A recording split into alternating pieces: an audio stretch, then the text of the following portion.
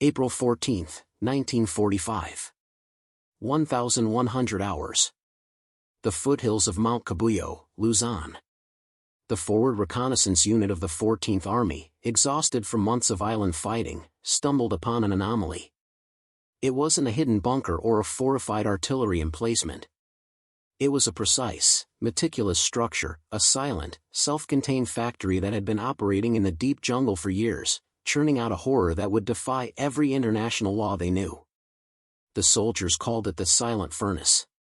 The world would soon call it one of the most chilling scientific crimes of the Pacific War. The Japanese defense of the mountain regions of Luzon had followed a doctrine of absolute resistance that baffled Allied command. Unlike the expected coastal defense battles, Lieutenant General Kuroda, commanding the southern Luzon sector, had moved his entire force, over 18,000 men, deep into the interior. He had spent 18 months turning the volcanic slopes into a spiderweb of interlocking positions, connected by miles of hardened earth tunnels. This was his revolutionary conclusion: the enemy's momentum must be bled inland. The mathematics of this resistance were brutal. Previous island campaigns had involved clearing fortifications on a predictable, two-dimensional plane. Here, at the Mabini Line, the British encountered three-dimensional defenses. Tunnels descended 60 feet into the bedrock, connecting over 1,200 camouflaged emplacements and pillboxes. The construction had been a grueling ordeal, involving 40% of the garrison, approximately 7,200 men, working in conditions where temperatures soared and the air was thick with volcanic dust and humidity. Engineers had learned from previous engagements. They knew about conventional demolition and anticipated flamethrowers. They had built their defenses with staggered blast doors and deep, complex ventilation shafts designed to defuse any attack. The Mabini Line was considered the most sophisticated, non-coastal defensive network of the war. 18,000 men had effectively vanished into a 7-square-mile area. But as the British 14th Army pushed further, they noticed an unnerving absence. They found signs of fierce combat, but the scale of the fortification they had been promised by intelligence, a grinding, yard-by-yard slogging match, never fully materialized. Instead, they found positions that had been abruptly abandoned. Supplies were left intact, weapons were in place, and in some cases, food was still warm. The pattern was subtle at first, then unmistakable. Major Alfie Beaumont, leading the reconnaissance team, found a diary entry in a deserted pillbox. The entry, written in Japanese, spoke not of courage or imperial duty, but of a creeping, invisible fear, mentioning something called the wind of ash. This defensive collapse, occurring before the main force had even brought its heaviest artillery to bear, represented a total failure of Japanese doctrine. General Kuroda's strategy, designed to prolong the war for months, was being undone by a ghost. The British High Command was baffled. The forward momentum was unprecedented, yet it was being achieved not through overwhelming force, but through a terrifying, inexplicable silence. They began to suspect a hidden factor, a tactical secret that was destroying the defenders' will to fight. They were about to discover that the collapse was rooted in a silent, horrific secret. The weapon that truly broke the Mabini Line had been born from an observation made a year earlier, not in a munitions factory, but in a field hospital. During earlier campaigns in the Pacific, Japanese field medics noticed an abnormal number of cases involving debilitating neurological damage and rapid, fatal respiratory illness among troops holding deep, cramped, underground positions. These were not combat injuries, they were a form of hyper-accelerated decay. The solution was not a gun, but a system developed by the Japanese Army's Covert Unit 709, a research branch operating under the guise of Geological Survey. Their technical designation was Kesho no Kaze, Crystal Wind, Project. The central idea was a ruthless application of industrial chemistry, designed to leverage the very fortifications meant to protect the soldiers. The main component was a system of slow-release chemical charges, built into the structural cement of the deeper bunkers and sealed-off ventilation shafts. The technical specifications, later documented in recovered Unit 709 logs, revealed the weapon's insidious nature. The charges contained a complex salt compound that, when combined with the high heat and humidity of the volcanic tunnels, released minute quantities of a highly neurotoxic heavy metal aerosol. Operating at standard atmospheric pressure, the system didn't kill instantly, it created a chronic, slow poisoning. The compound was designed to bypass the Japanese soldiers' own gas masks, which were optimized for battlefield chemical agents, not this form of industrial contaminant.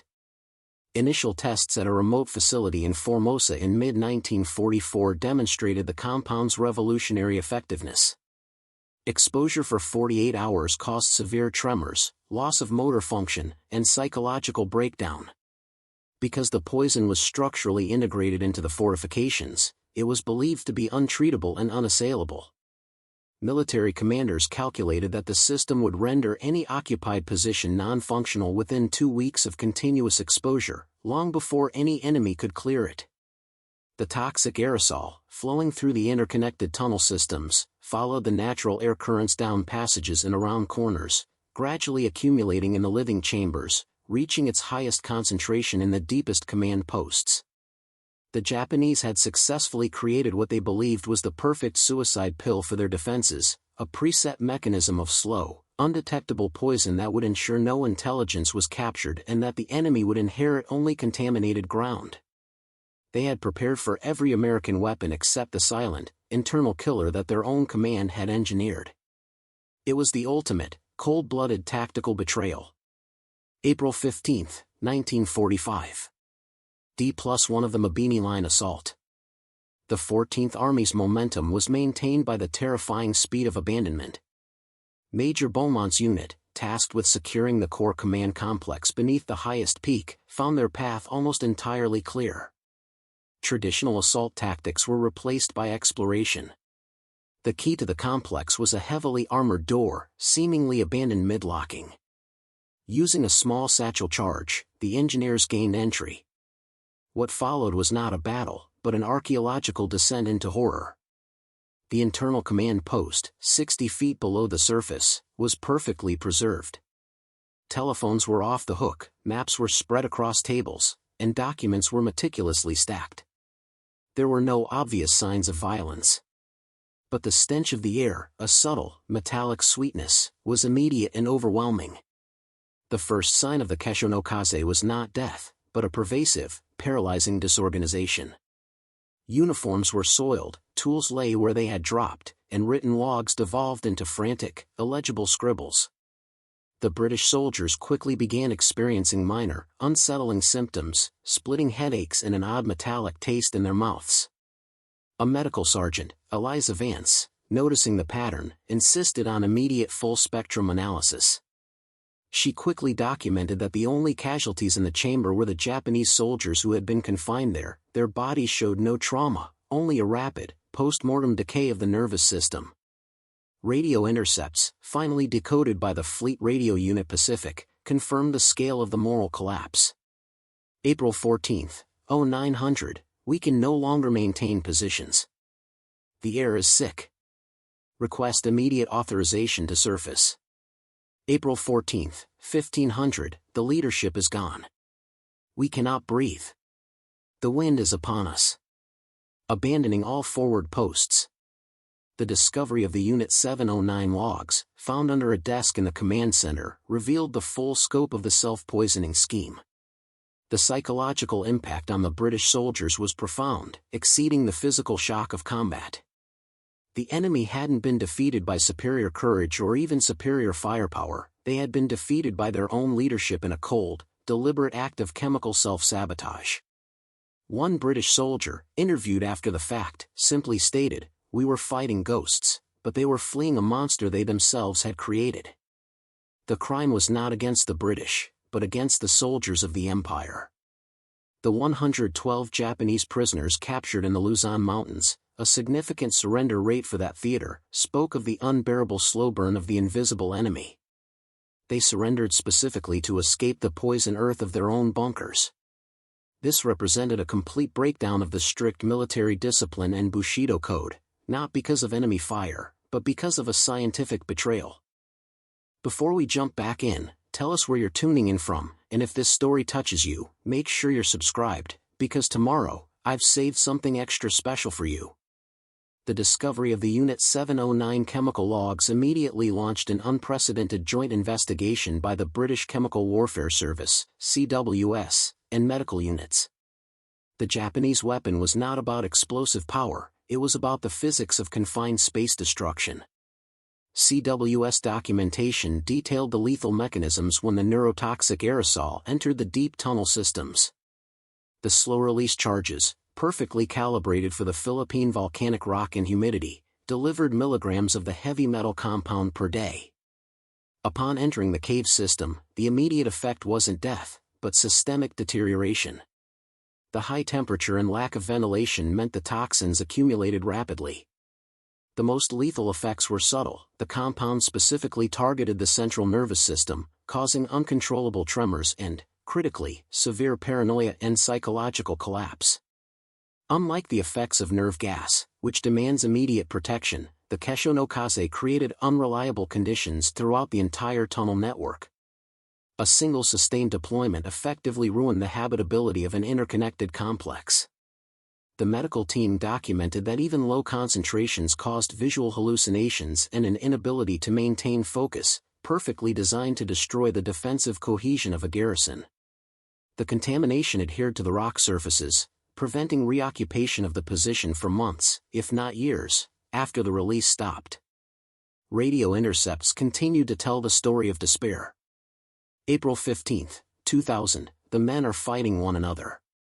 They believe the food is poisoned. Commander is unable to issue clear orders. April 16, 0300, evacuation of deep command centers authorized. We cannot maintain sanity here. Abandoning all forward planning. The combat operations, therefore, became a systematic process of environmental negation. British units didn't need to fight, they simply had to confirm the presence of the self-poisoning. The 14th Army's after-action report documented a complete reversal of expected casualty ratios. In previous cave battles, the ratio often favored the Japanese. Here, entire sectors fell with minimal British contact. The true horror lay in the fact that General Kuroda had constructed the most sophisticated defensive line of the Pacific War only to turn it into a lethal, custom-built death trap for his own men. The Japanese had defeated themselves with a silent, unseen weapon, ensuring that when the British finally entered the position, they were greeted not by warrior resistance, but by the pathetic, final remnants of a betrayed garrison. Preparing and narrating this story took us a lot of time, so if you are enjoying it, subscribe to our channel, it means a lot to us. Now back to the story. The immediate challenge for the British forces was not fighting the remaining Japanese, but navigating the toxic legacy of their abandoned positions. The lessons from the Mabini Line were instantly applied to all subsequent Luzon operations, starting with the assault on the nearby Hill 418 complex. Combat operations were fundamentally altered. Traditional artillery preparations were replaced by the deployment of specialized detection teams. Using modified mining exploration equipment operated by Royal Engineers, units could detect deep tunnel systems and, more importantly, provide real-time data on aerosol concentration levels to forward commanders. Major General Wallace Quinn, commanding the 14th Army Sector, described this shift in his after-action report as reverse siege warfare. The enemy was trapped inside the fortifications, and the key was to measure the poison, not to breach the wall. The engineers soon developed new systematic clearance tactics documented in the Royal Engineer Corps reports. Their approach followed a chilling, methodical pattern. Advance to effective detection range, typically to yards, well outside any risk zone, monitor ventilation shafts, using modified pressure gauges to detect air movement and gas concentration, containment and ventilation.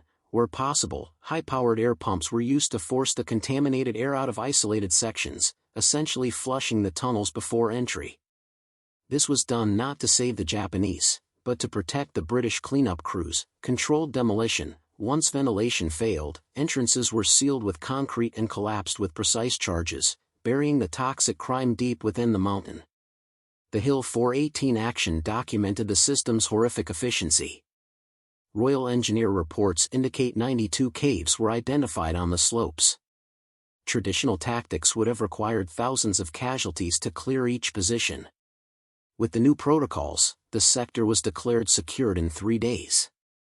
Friendly casualties, 0. Enemy dead, estimated thousands, mostly from self-contamination.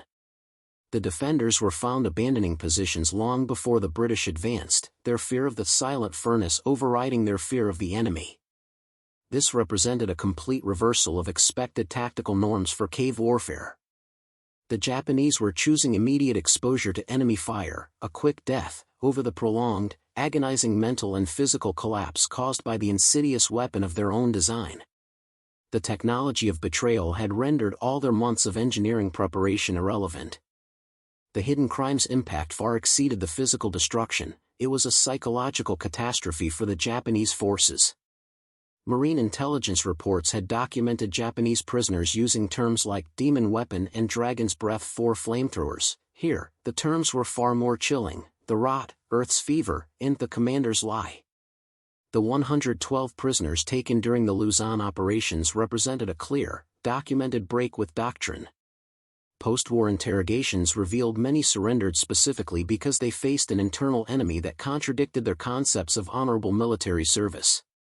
The surrender was not motivated by cowardice, but by the horrifying recognition that their own command had turned their supposed refuge into a coffin. Captured Japanese documents indicated that units were engaging in open mutiny and were prioritizing abandoning their prepared positions over fighting the advancing British. This represented a complete breakdown of the warrior code that had sustained resistance through previous brutal battles.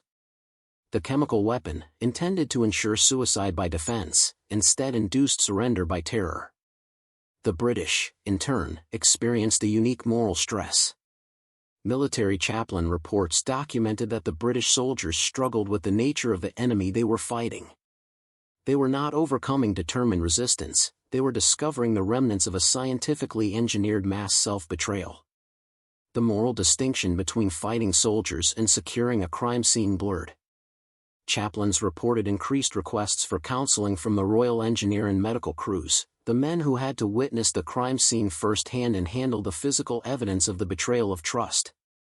General Kuroda's final message, transmitted before he perished in a non-contaminated area in late April, confirmed the decisive psychological impact. The enemy has not defeated us with fire, but our own design has turned the earth against us. The spirit remains, but the mind is broken by the toxic wind. This reality has destroyed our defensive will.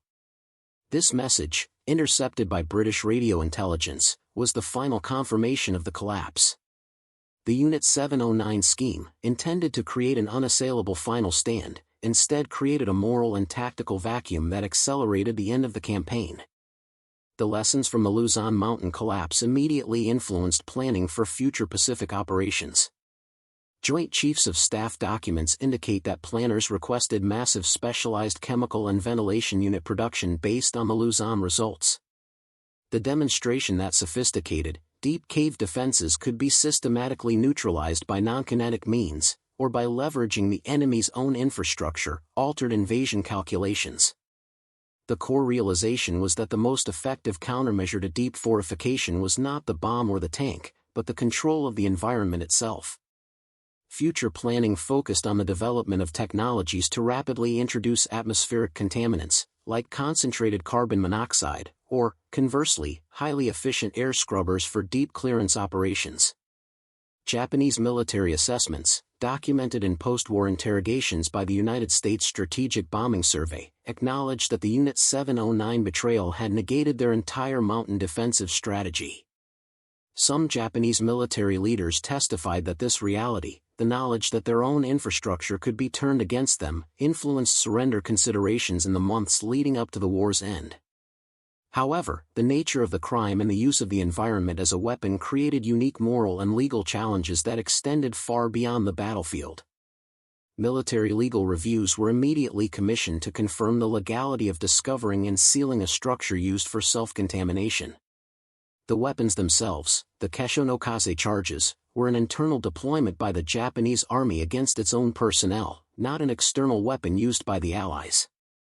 However, the subsequent British action of sealing and burying the contaminated tunnels led to complex legal debates regarding the disposition of war dead and the environmental contamination of a sovereign territory. Post-war war crimes trials would later focus on the personnel of Unit 709 and General Kuroda's command structure. They were prosecuted not for the use of the weapon on the field of battle against Allied forces, but for the systematic murder of their own soldiers, a crime against humanity carried out under the guise of military necessity. This distinction confirmed the true, chilling legacy of the Mabini Line, a betrayal so deep it became a unique category of war crime. The story of the Mabini Line did not end in 1945. The twist is that the very solution the British adopted to end the battle, the systematic sealing and burying of the tunnels, created a second, long-term sickness that echoes into the modern day. The Allied engineers, operating under the assumption that sealing the entrances would permanently contain the neurotoxic heavy metal aerosol, unknowingly created hundreds of high-pressure, subterranean chemical time capsules. As the volcanic earth shifted over decades, the pressure built up, causing minute fissures and fault lines to develop along the slopes of Mount Cabuyao.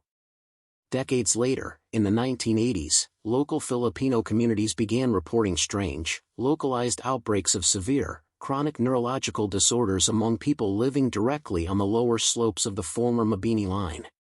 This was not a recurrence of the original Keshonokaze toxicity, but an insidious, environmental twist. Seasonal rainfall began to leach the heavy metal compounds from the sealed concrete and rock, carrying diluted quantities into the local aquifers and deep wells used for drinking water. The contamination was slow, silent, and initially untraceable. The symptoms matched the chronic, slow burn effects documented in the 1945 CWS reports: tremors, memory loss, and motor control degradation. The silent, scientific crime of World War II, intended to kill a Japanese garrison, was now claiming a new generation of innocent victims 40 years later.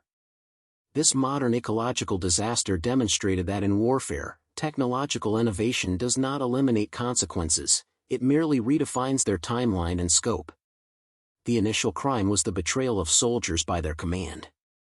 The ultimate crime was the betrayal of the land itself, turning a defensive fortress into a source of perpetual environmental poison. The final battle for the Mabini Line is not fought with guns or gas masks, but with water filtration systems, soil remediation, and complex environmental litigation. The toxic legacy of Unit 709 proved to have a range far greater than any flamethrower. The enduring lessons of the Mabini Line have profoundly influenced contemporary military doctrine, especially in the areas of underground and urban warfare.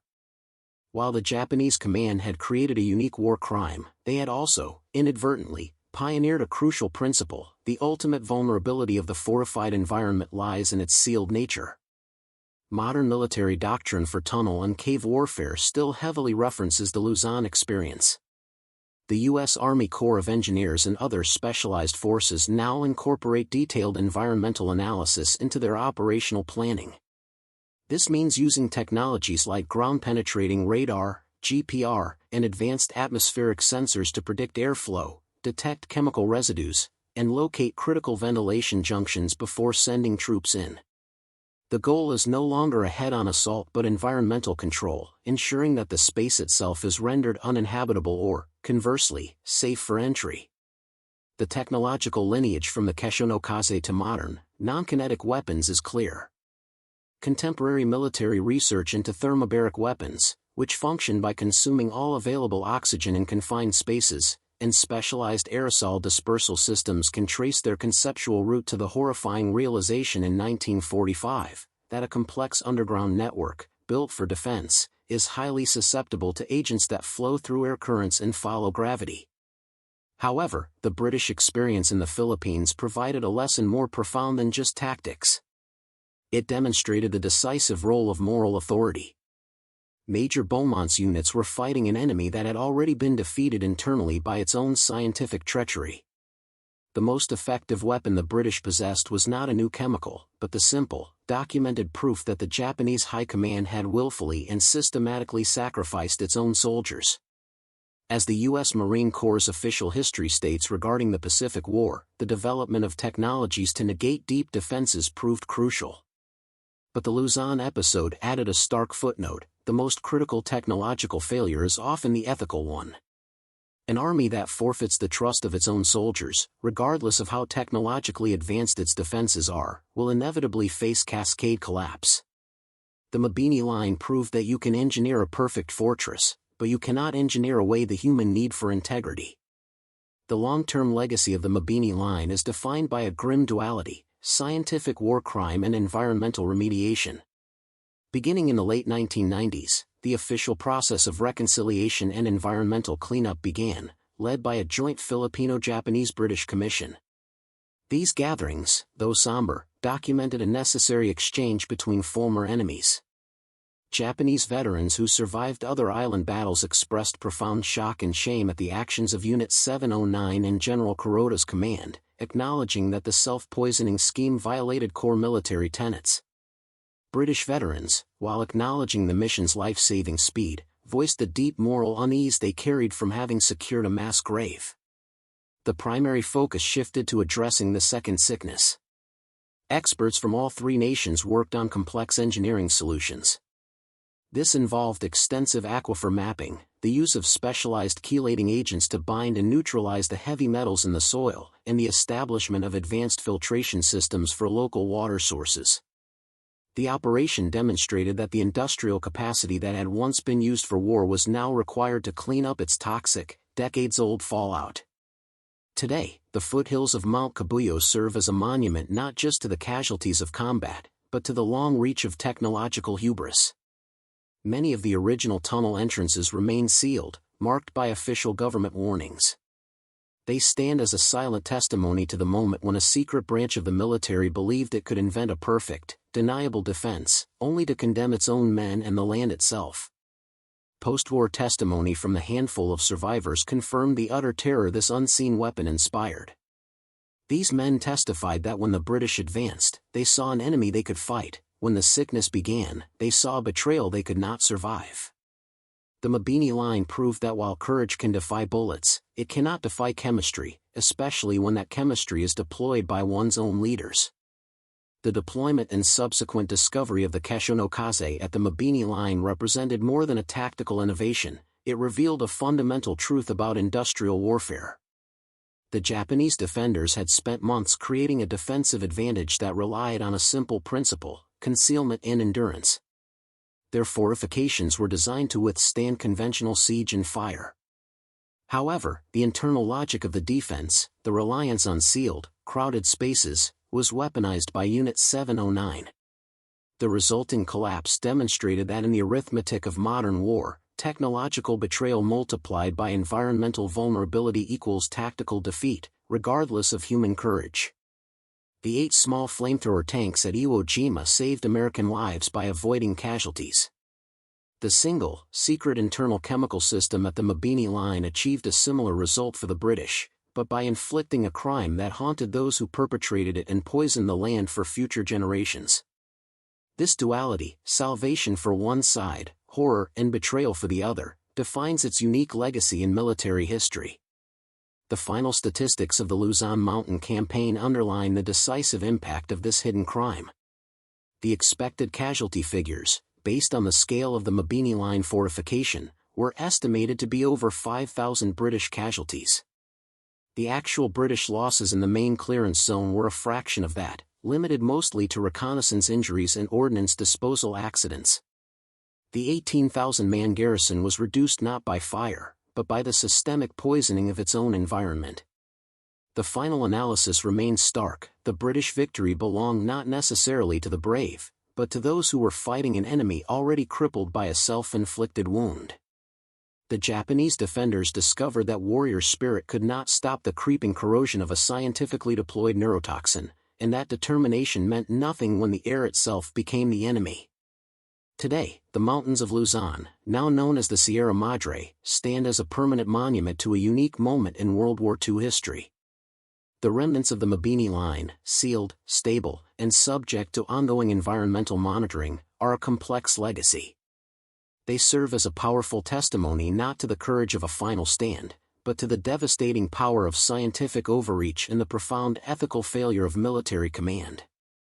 The silent furnace was the ultimate strategic gamble, and it failed not because of external force, but because the human cost of the crime was too high, even for the architects of the defense. The final verdict of the Luzon campaign is that victory belongs not just to those with superior tools, but to those with the integrity to command them. The ultimate battle was won not by British bayonets, but by the internal collapse of trust. The consequences of that one hidden crime, the slow poison in the rock, continue to remind us that in modern war, the fight doesn't end when the guns fall silent. If this deep dive into the hidden chapters of history and the dark side of military innovation resonated with you, hit that like button. We spend countless hours unearthing these untold stories. Let us know in the comments what other secret military projects we should investigate next. And if you want to be here tomorrow for the next chapter of Forgotten History, make sure you subscribe and turn on notifications. The post-war response to the Mabini Line, sealing the tunnels, was intended to be the final act of containment, yet it became the source of the story's deepest tragedy. Military historians and environmental scientists now agree that the British decision, though pragmatic and life-saving at the time, failed to fully anticipate the geological and chemical stability required for permanent containment. The volcanic slopes of the Sierra Madre are inherently unstable, characterized by constant microseismic activity and high thermal output. Over the next 2 decades, the tons of concrete and rock used to seal the entrances failed slowly. Microfissures developed, creating pathways for 2 devastating processes.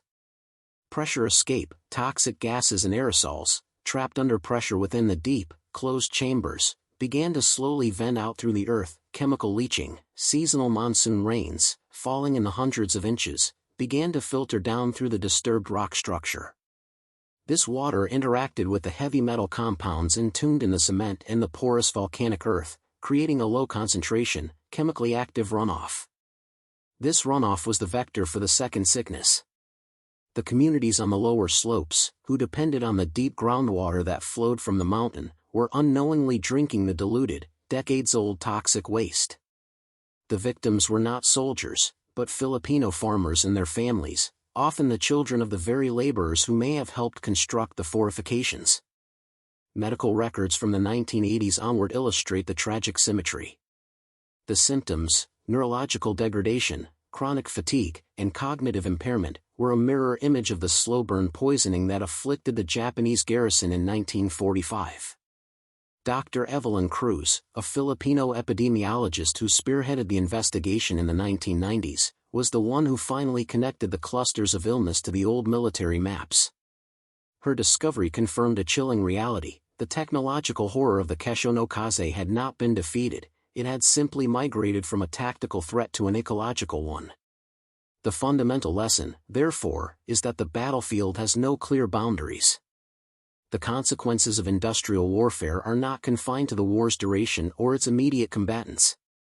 The Japanese crime was the initial act of betrayal, the long-term cost was the unforeseen environmental debt paid by an entirely innocent population. The revelation of the second sickness forced an unprecedented scientific reckoning among the international community. The focus of the joint Filipino-Japanese-British Commission shifted entirely from historical commemoration to environmental engineering. The scale of the cleanup required industrial capacity that rivaled the original war effort. Specialized chemical warfare scientists, many of whom had studied the original 1945 CWS reports, were deployed back to the Sierra Madre. Their mission was to fight a silent, invisible enemy that moved through water and soil. The primary remediation strategy involved a technique known as in situ stabilization.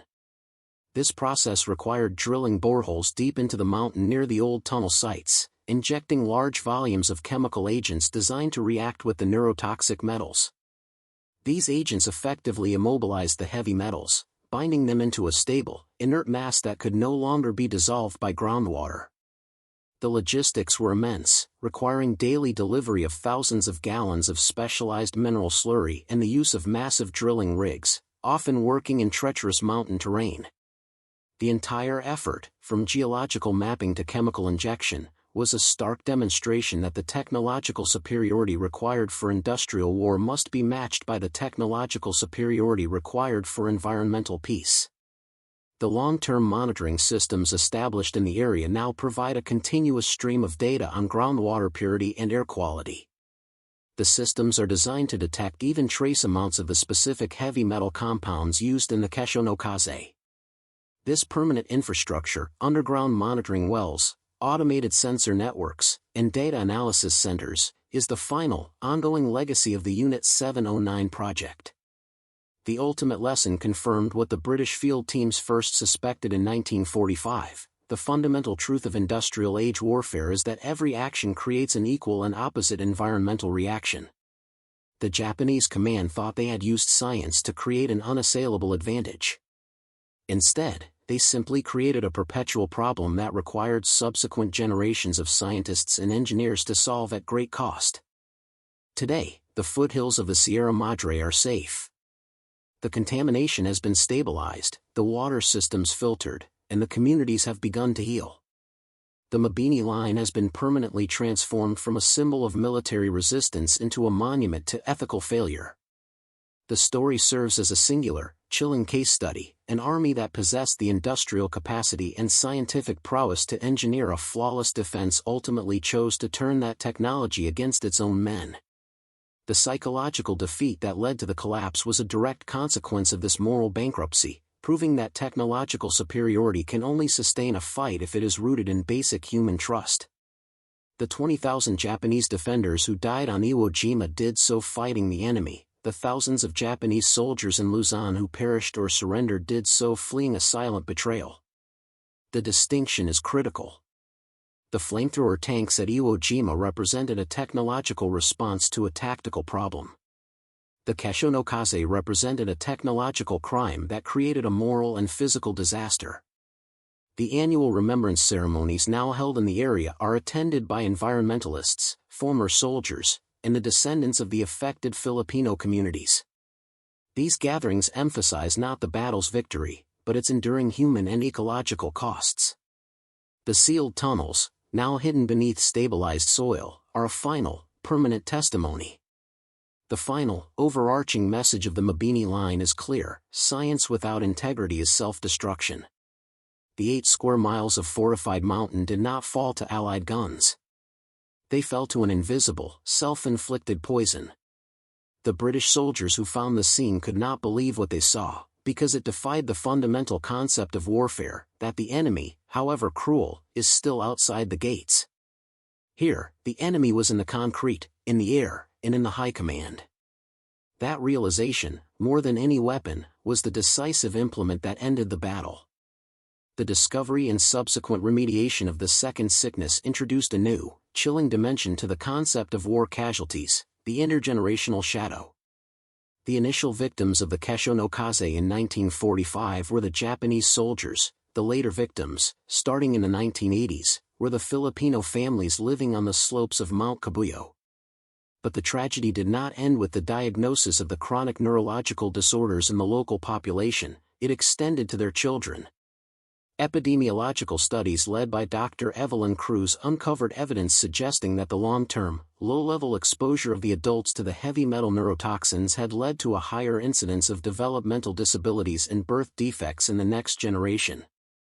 This meant the war crime, initially committed decades ago by Unit 709, had literally been encoded into the biological future of the innocent civilian population near the former Mabini Line. The medical records provided a grim, quantifiable metric for the toxicity's reach. While the initial symptoms in the adults were chronic neurological issues, the effects on developing fetuses and young children included delayed motor skills, reduced cognitive function, and increased instances of certain congenital defects. This was the final, devastating proof that the technological betrayal had created a perpetual debt that transcended the immediate environmental cleanup. The battle was long over, but the genetic and developmental consequences continued to unfold, generation after generation. This revelation transformed the nature of the cleanup effort from simply neutralizing a chemical threat into a long-term public health mission. It required the collaboration of toxicologists, pediatric specialists, and geneticists to understand the pathways of transmission and mitigate the future risk. The Japanese government, in conjunction with Filipino authorities and British funding, established a permanent, fully funded health and development trust specifically for the affected communities. This trust provided lifelong medical monitoring, specialized education, and support for children born with these developmental challenges. This phase of the post-war story is the ultimate example of the unforeseen costs of conflict. It proved that the environmental consequences of chemical and industrial warfare are not merely physical damage to the landscape, they are a long-term biological and ethical contamination of the future. The Zippo tanks at Iwo Jima left behind scorched earth, but the Kesho no Kaze left behind a hidden wound that was passed down through the bloodlines of the non-combatants. The final, silent cost of the hidden World War II crime was the theft of a healthy future from the children of the Sierra Madre. It stands as a chilling, modern reminder that when science is twisted for betrayal, the planet and its people become victims for decades to come. The experience forced military planners to incorporate long-term biohazard prediction into their doctrine, the recognition that containment must mean guaranteed, multi-century containment, or the military action becomes a chronic human rights violation. This ethical shift, born from the fields of the Philippines, is now a cornerstone of modern military law concerning non-kinetic warfare. The story of the Mabini Line culminated in a final, precedent-setting legal judgment that defined the limits of military authority and the responsibility of command in the industrial age. The military tribunal convened to prosecute the surviving leaders of Unit 709, and the architects of the Kesho no Kaze scheme went beyond the conventional charges of wartime brutality. The focus was explicitly on crimes against one's own forces and crimes against the environment, creating a new framework for accountability. The prosecution successfully argued that the deployment of the self-poisoning system was not a failed defensive tactic, but a premeditated, technological act of mass murder of Japanese soldiers who had been confined to the defense line. The court meticulously analyzed the recovered Unit 709 logs, which showed that the scientists knew the precise neurological consequences of the toxin and proceeded with deployment despite these findings. The defense argument, that the soldiers had agreed to sacrifice themselves for the imperial cause, was rejected, as the soldiers were not informed of the nature of the enemy they would face. They were betrayed by deceit, not simply asked to die courageously. Furthermore, the tribunal addressed the environmental contamination as an aggravated factor, laying the groundwork for what would later become known as ecocide in international law. The court ruled that intentionally turning a sovereign territory's geological structure into a toxic weapon that would persist for decades constituted a unique violation of the laws of war, targeting not the opposing army, but the future sustainability of the land and its civilian inhabitants. This ruling essentially recognized that the battle zone, when chemically altered to this extent, becomes a crime scene with a multi-generational victim list. The legal judgment emphasized that the technology was used not to achieve a military objective against the enemy, but to achieve a nihilistic objective, to ensure maximum suffering and denial of resources, even at the cost of one's own men and the environment. This distinction set the case apart from all other war crimes trials of the Pacific Theater. The sentences handed down were severe, reflecting the severity of the betrayal of trust. The judgment sent a clear message to military planners globally: the integration of advanced science into warfare requires an equivalent standard of ethical responsibility. The industrial capacity that builds the weapon must also be held accountable for its consequences. The legal legacy of the Mabini Line is the legal principle that technological innovation cannot be used as a shield against ethical and moral accountability. The ultimate punishment was not for the casualties inflicted on the British, but for the self-destruction and environmental poisoning inflicted by the command structure itself. The story of the Mabini Line also cast a unique psychological shadow on the Allied forces, specifically the Royal Engineers and the CWS teams. While the Marine tank crews at Iwo Jima carried the burden of inflicting a terrible fire death, the British engineers faced a different, perhaps more insidious, psychological challenge: the burden of securing a crime scene. These men were not infantry, they were technicians, chemists, and structural experts. Their job was to stabilize and neutralize what should have been an enemy fortress. They were the first to enter the deep command centers, the first to breathe the metallic air, and the first to document the evidence of systemic betrayal. The psychological toll was rooted in the knowledge that they were facing a situation that defied the moral logic of combat. They were dealing with victims, not warriors. Royal Engineer Corps reports and military chaplain notes from the period documented the high incidence of stress and trauma among these specialized units. The men found themselves operating in silence, using scientific tools instead of rifles, meticulously documenting the degradation of the enemy. The act of using high-powered pumps to flush the air out of the tunnels, knowing they were expelling the final, toxic breath of thousands of betrayed soldiers, created immense moral distress. They were forced to be both forensic scientists and executioners by proxy. The cleanup phase further compounded this burden. Decades later, the engineers and scientists involved in the second sickness remediation carried the weight of the moral trade-off made in 1945. They had sealed the tunnels to save the troops, only to realize they had merely deferred the cost to a later, civilian population. The engineers who returned to drill into the mountainsides were haunted by the ethical consequences of their own initial, necessary actions. The testimony of Major Alfie Beaumont years later encapsulated this unique trauma. He noted that in combat, the enemy is clear. On the slopes of Mount Cabuyao, the enemy was an idea, the scientific idea of betrayal, and securing the area meant confronting the very concept of evil committed by one command against its own men. The psychological legacy of the Mabini Line is the trauma of witnessing the technological failure of morality. It stands as a profound statement that the psychological battlefield extends to anyone tasked with confronting the dark applications of industrial science. The British military, in subsequent years, integrated ethical training modules based on the Luzon experience, ensuring that specialized technical units understood the moral depth of their operational decisions, particularly when dealing with non-conventional threats and environmental contamination. The story of the hidden World War II crime in the Philippines, structured around the negation of a flawless defense, reveals a final, critical equation for industrial warfare. The Japanese defense of the Mabini Line was built on the calculation. The British victory, however, was achieved by exploiting the betrayal. The post-war truth, encompassing the second sickness, introduced the ultimate cost. The final takeaway is that the single greatest battle implement ever devised is not the flamethrower or the rifle, it is the ethical framework that guides the deployment of industrial power. The technology deployed by the U.S. Marines at Iwo Jima, though horrifying, was rooted in a recognizable moral logic of defeating an external enemy. The technology deployed by the Japanese command at Luzon was rooted in an internal, scientific crime that destroyed the very foundation of military unit cohesion, trust. The total collapse of Japanese resistance in the mountain sector was a direct consequence of this moral equation. Soldiers who would willingly face a Sherman tank or a portable flamethrower fled from the realization that their commanders had sealed them in a coffin of their own making. The betrayal negated all the sacrifice, training, and engineering prowess of the garrison. Today, the Sierra Madre stands as a quiet but powerful warning. The cleanup is complete, the health risks are managed, but the lesson remains absolute: technological superiority does not guarantee victory. It only amplifies the consequences of ethical failure.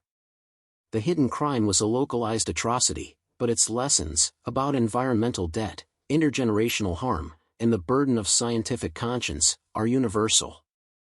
They are the final, definitive truths of modern war. The hidden crime of the Mabini Line proved that courage cannot overcome chemistry, and the integrity of command is the most powerful defense a soldier can possess. The story is not about the British victory, but about the profound failure of a command that believed science could justify any atrocity. They were wrong. The Earth remembers. Up next, you've got two more standout stories right on your screen. If this one hit the mark, you won't want to pass these up. Just click and check them out. And don't forget to subscribe and turn on the notification bell so you don't miss any upload from us.